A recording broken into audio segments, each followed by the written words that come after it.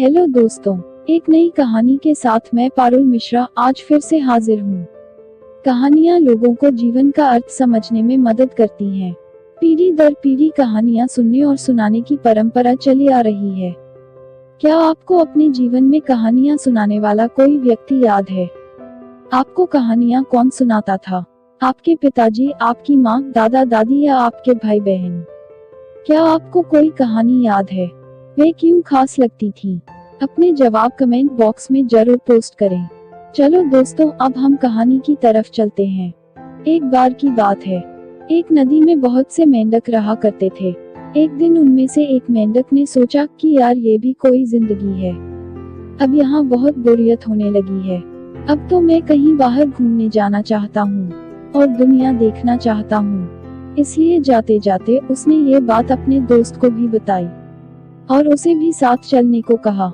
थोड़ी देर ना करने के बाद उसका दोस्त उसके साथ चलने को राजी हो गया, लेकिन थोड़ी ही दूर पैदल चलने से वह थक गया और वापस लौट गया। अब वह मेंढक अकेला ही आगे चल पड़ा।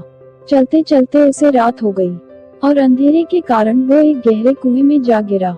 सुबह होने पर उसने देखा कि बहुत सारे मेंढक उसे घेर कर खड़े हुए हैं और लगातार उसे घूरे जा रहे हैं। अचानक उनमें से एक मेंढक बोला, कौन हो तुम और यहाँ कैसे आए हो? फिर दूसरा मेंढक बोला, क्या तुम आसमान से आए हो?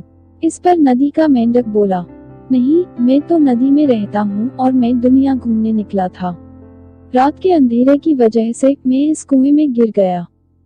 ये नदी क्या होती है? दूसरे मेंढक ने पूछा।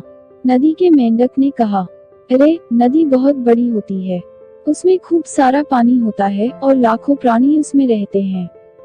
इस पर कुएं का मेंढक बोलता है, फिर भी बताओ तो सही यार, आखिर वो नदी कितनी बड़ी होगी?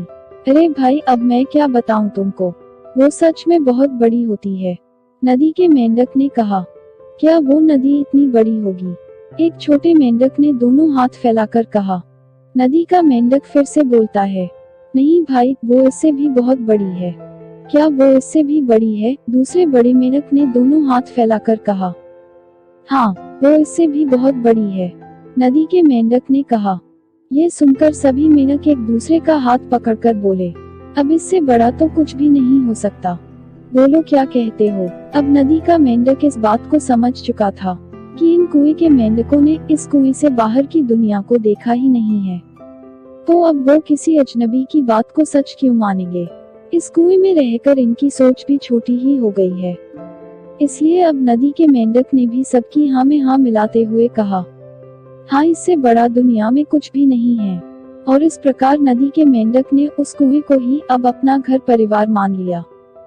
कहानी से सीख, मूर्खों और छोटी सोच वालों के साथ बहस करना बेकार है। आपको मेरी कहानी कैसी लगी?